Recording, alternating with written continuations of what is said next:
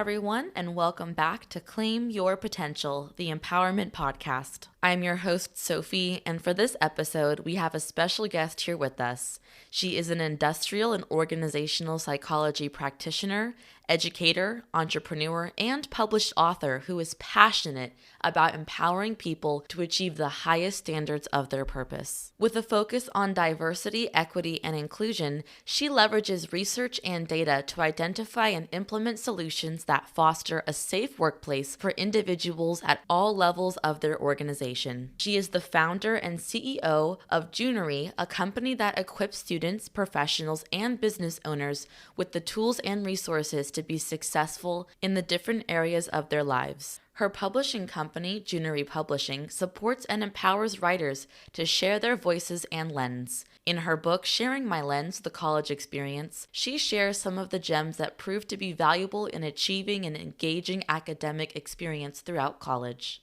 She is also the CEO of Neuralens, a handcrafted wooden eyewear collection that seeks to combine style, performance, and sustainability by creating an experience that encourages self-expression, impact, and improved eye health. She is intentional about being an agent of motivation, inspiration, and encouragement to the world around her. Please welcome Dr. Juliette Nelson. Thank you so much for being with us today, Juliette. Thank you for having me, Sofie. So I actually wanted to start off with talking about just your boss energy. You are the CEO of 3 different companies, Junery, Neuralens, and your publishing house, as well as an author. So how do you stay motivated while taking on so many different roles? Right. So actually, I have 4 companies. Oh, One of them is still in the development, so I don't talk as much about it. That's Voisin. It's a Haitian Creole learning management system. Um, but how do I stay motivated? I think that changes over time. I would say, I'm a very goal and solution oriented person. Um, I think also that the goal and solution orientation and my creativity is what keeps me up at night. So I would say primarily it's really writing out my goals, knowing that there's something I'm working toward. I'm very big on celebrating little wins. So most of my days include starting with a to-do list. I may not get through all of the items on my to-do list, but they're very small little tasks from, chores to self-care to, actual projects. And I think that allows me to kind of see my progress. Um, so that's one thing that keeps me motivated. I would say I'm blessed to have an amazing village. It's small, but it's mighty. My parents always keep me prayed up. My village, they really are very intentional about speaking life into me, and allowing me the space as well to not have to be perfect all the time and not have it all together all the time. So all of those things really together have, it's been a journey, and it's a constant process where I'm constantly having to recreate balance and recreate what it means to me, and use that recreation to motivate me. But yeah, I would say those are the things that help me remain motivated. wonderful. And speaking of balance, I think that's something we definitely all struggle with, especially between Yeah. our professional life, our academic life, our personal life. And so how do you find a balance? I know you mentioned, your village and tapping into them, but what are some other ways that you find a balance between all the different aspects and sides of yourself? Well, I do take time. Sometimes it's just a few minutes. I've been a little more intentional about taking time to pause. And there are things that I've just included in my routine that help me maintain my sanity. One thing is like getting my hair washed. I go to the I People who know me know that I love to color my hair. And so I usually will go, for my hair type, it's every 2 weeks that I need to wash my hair. So I'll go to the hair shop, and I just get my scalp rubbed. And my hairdresser, who's amazing, puts, all these different essential oils stuff in my shampoo and all that. That really helps alleviate a lot of the stress and the pressure that usually goes up to my head. Um, in addition to that, getting massages, taking time out to watch Korean dramas. I don't think anybody knows when I find the time to watch Korean dramas, but I do. So those are just some of my things that really allow me to unplug.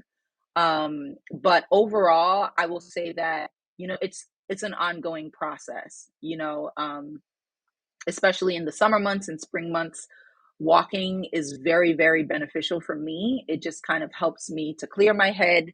Sometimes it's driving, but I know that I give myself enough space for me to recreate what balance means for me day to day, week to week, month to month, year to year.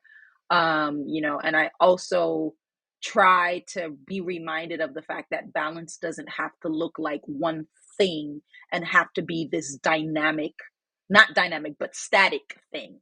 It's a dynamic and ever changing process. The thing that might help someone get balance today may not be that thing that helps them achieve balance a month from now or next year, and so on and so forth. So, yeah. Actually, just a quick question. What Korean drama is your favorite, or like what are you watching right now? I'm also Oh kind of my a gosh. K-drama fan as well. Oh, yeah. So I like the throwbacks. I like the older actors. I go for good storylines, not the fluffy stuff. I will say what I am struggling to get through is She Would Never Know. I absolutely hate it, but because I'm like there, I feel like I have to finish it. Um, but I most recently finished Business Proposal and Model Family on Netflix. Some of my favorites have been Cain and Abel, and that's a very old one. Innocent Man, it's featuring Song Joong Ki. A most recent one as well was Eve. It's on Vicky. I don't know if you've heard of Vicky, but Oh, I love that was a really Vicky good and I one. love Eve. Mhm. Eve was a very good show. Oh my gosh. Yes, that had And me on Soya the edge G of is a my seat. phenomenal actress. Yeah. Yes, she absolutely is. It's a phenomenal actress. Yeah. It's Okay Not to Be Okay had me in absolute shambles. I think the term is vagabond in English. That was a great drama. I think when you're like a K drama fan, like for example, everybody went crazy over Squid Games. It was a nice drama, but I think if you're a true K drama fan, you know that that's not the best out there. But it was a great drama. Like I'll give it its flowers, but I think everybody went crazy over it. And I know my friends who know that I'm so obsessed with Korean dramas, they're like, oh my goodness, have you watched Squid Games? So I watched it, as the honorary member of the K drama crew, but there's so much more out there in the K drama world. So Yeah, I mean, I absolutely anyway. agree with you. I got the same thing from my family as I was studying Korean in university, and so they were like, "Oh, have you Mm-hmm. seen Squid Game?" And I think I saw maybe an episode, and it just got a little too violent Mm-hmm. for my taste. And I was like, "Yeah, no, I'm gonna stick to my Boys Over Flowers and Flower of Evil Yeah.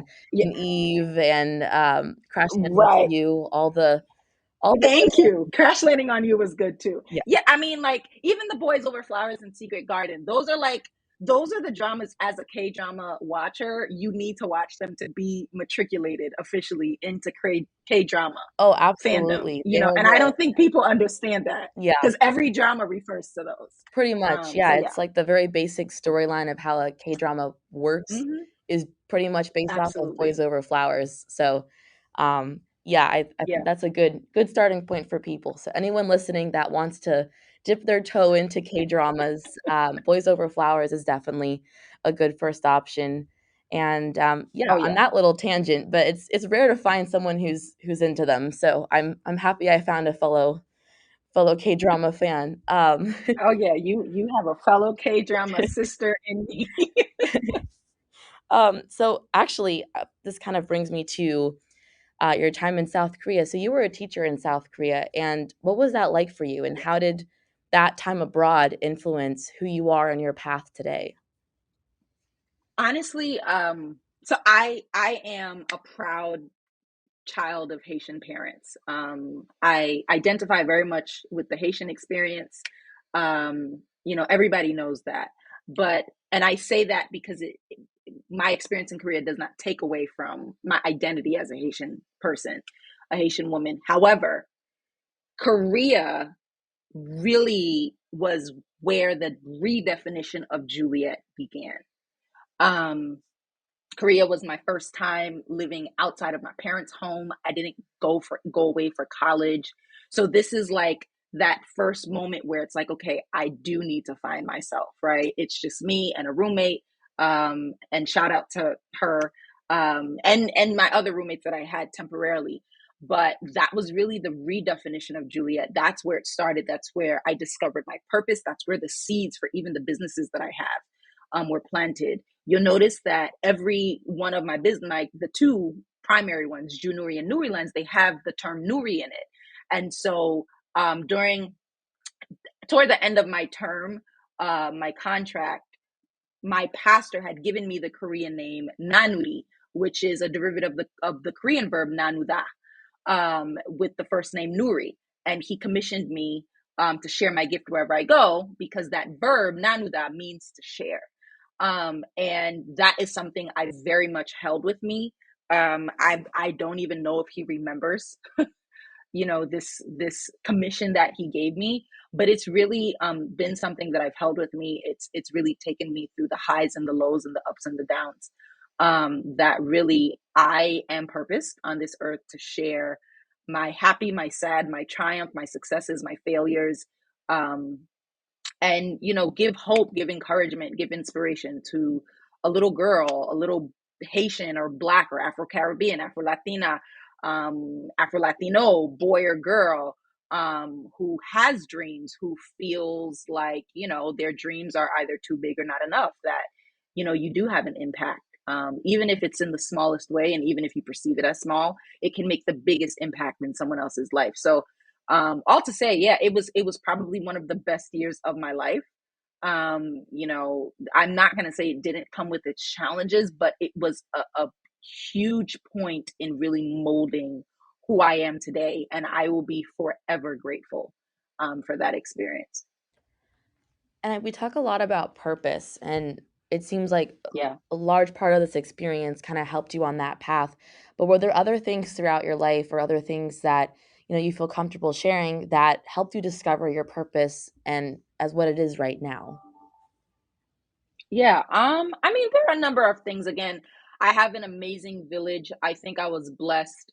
Some may say I have an old soul. And I think I've been blessed to have people older than I am, mentors who really saw things in me and planted seeds in me that, and at some points I didn't see in myself. I'm very grateful for my parents, even when I had crazy ideas. Um, they didn't always agree. They didn't even always know what I was doing, but they always support. And that's how they've been till this day, with love and care and grace and compassion for me. So I'll say that that's been one thing that's really helped in me understanding and staying true to my purpose.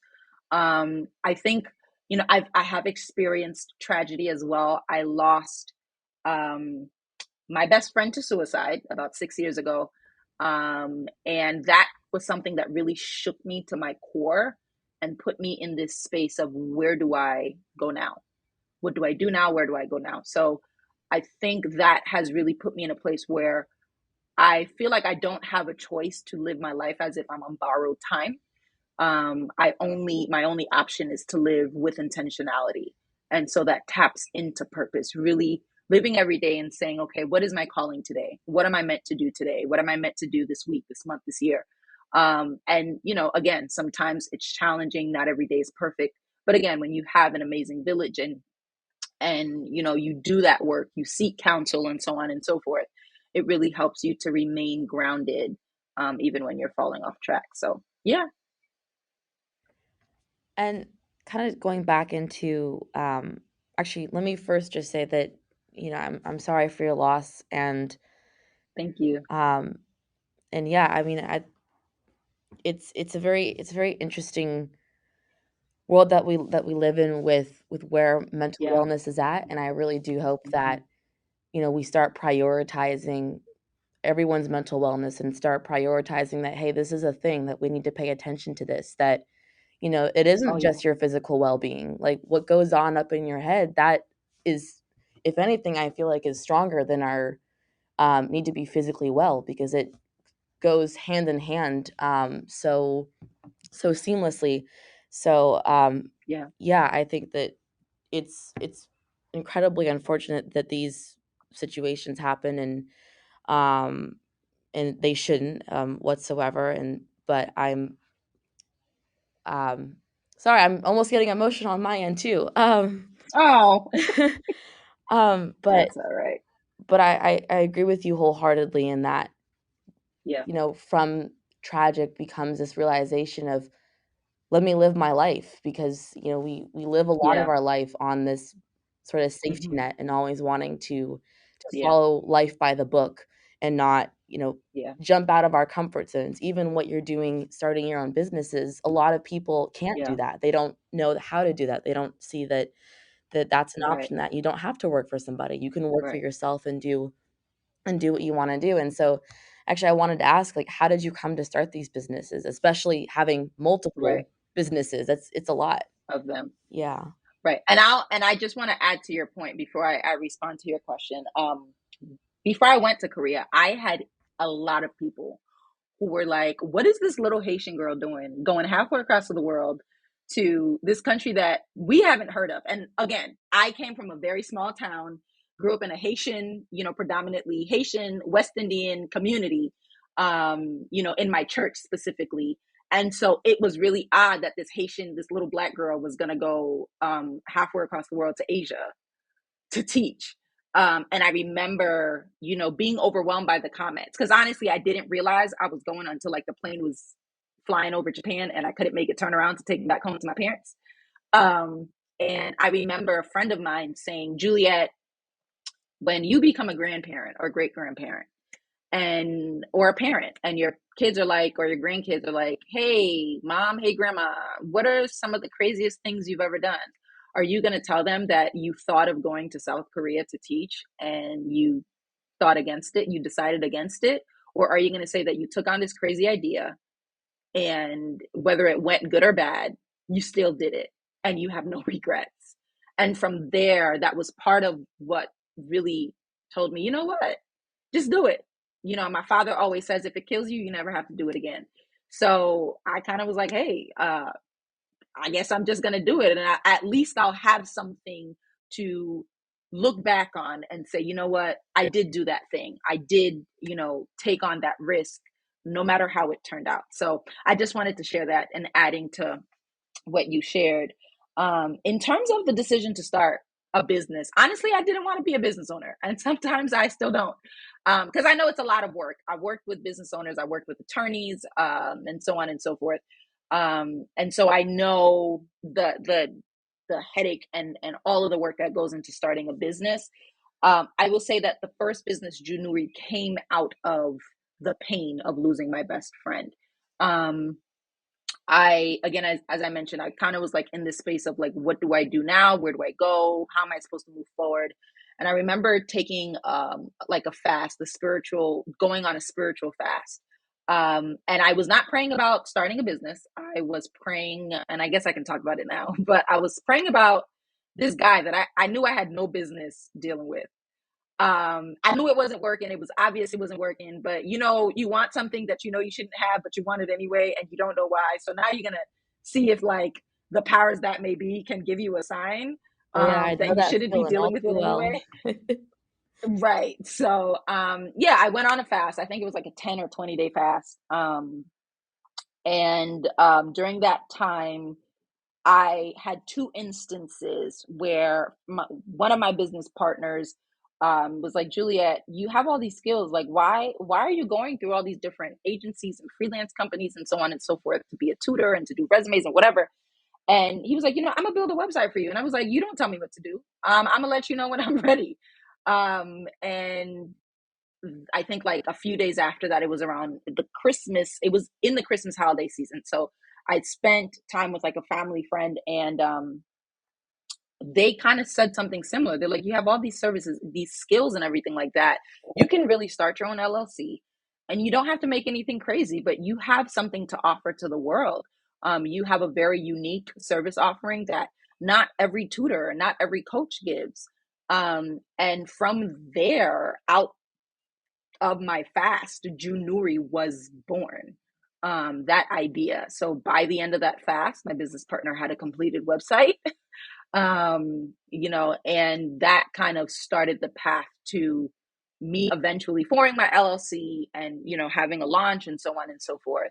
Um, and when I formed Junuri, I remember praying this very sarcastic prayer that I really wasn't serious about. And I was like, God, the next pair of glasses I need to buy has to be one that I designed. It was a joke. I swear to you, I was joking. I probably laughed when I prayed that prayer. But ironically, my very first logo was a pair of blinged out gold and silver glasses, cat eye glasses. That was basically a reflection of one of my favorite pair of cat eye glasses at the time. Um, people would come to me and they're like, oh my goodness, you're offering eyewear? And I'm like, no, I'm offering tutoring services. So I eventually went through like a rebrand and redid my logo so that it was something that, made a little bit more sense. But it all was part of the journey in leading to me eventually even forming an eyewear collection. So yeah. Wow. Wow. Okay. That is actually, I've never heard that before, in terms of motivation, but I mean, I'm happy that Yeah. it worked out, and I think, everything happens for a reason, Thank as we you. say, and it couldn't be Oh truer yeah. in these cases. And so it's wonderful Yeah. that, you have these irons in the fire, and that, it's something Hmm. that you're passionate about, and you're sharing your gift, and you're sharing your very unique perspective with the world. So I think that that's wonderful. And thank you for taking the time to talk with us today, and to share your story, and to be vulnerable. And I think that's it was absolutely wonderful. And before we go, I just want to ask, is there one thing from this conversation that our listeners should take away and go, okay, yes, I need to do this, or just a reminder to our listeners? Be kind to yourself and be kind to others. Life is too hard. Gas is high. We're all tired. The bills are not going to go away. Be kind to yourself and be kind to others. That's the best I could say. Wonderful. Thank you so much for your time, Juliette. It was wonderful speaking with you, and thank you so much for coming on to the podcast. And thank you for having me again. It's been an honor. That concludes this podcast episode. Thanks for listening. If you're enjoying our show, you can also visit our website, claimyourpotential.com, to access our blog, listen to previous and future episodes, leave a review, and subscribe to our newsletter. For more content, you can follow us on Instagram and Facebook at Claim Potential for inspiration, episode and blog post announcements, episode excerpts, along with other content for you to reach your full potential. A free way to support our show is by leaving it a rating and review on the podcast streaming platform of your choice. If you're not sure how to do this, you can head over to the Leave a Review page on our website for instructions. Thank you, everyone, and tune in next time where we'll continue to learn how you can claim your potential.